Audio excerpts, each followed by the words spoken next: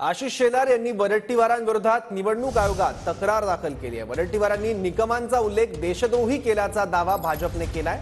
करकरेंना लागलेली गोळी आरएसएस समर्थक पोलीस अधिकाऱ्याची होती असा आरोप विजय वरट्टीवार यांनी केला होता। वरट्टीवारांची व्हिडिओ क्लिप निवडणूक आयोगात दिल्याची माहिती आशिष शेलार यांनी दिली आहे। ज्या पद्धतीचं वक्तव्य महाराष्ट्रातील विरोधी पक्षनेते श्री विजय वडेट्टीवार जे काँग्रेसचे त्या ठिकाणी स्टार प्रचारक आहेत त्यांनी केलं ते वक्तव्य सन्माननीय उज्ज्वल निकम साहेब यांना थेट देशद्रोही असल्या संदर्भातलं केलं।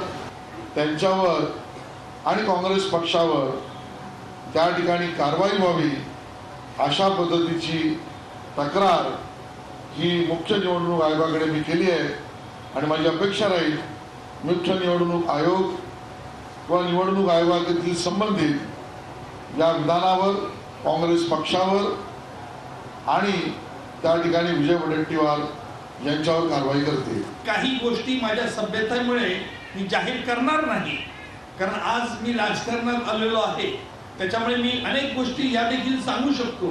माझ्याजवळ अनेक रहस्य आहे पण त्याचा मी उलगडा करणार नाही, कारण शेवटी मला देशहिताचा विचार करायचा आहे। आपण जे बोलतो त्याचा विचार हा करताना शत्रू राष्ट्र काय फायदा घेणार आहे।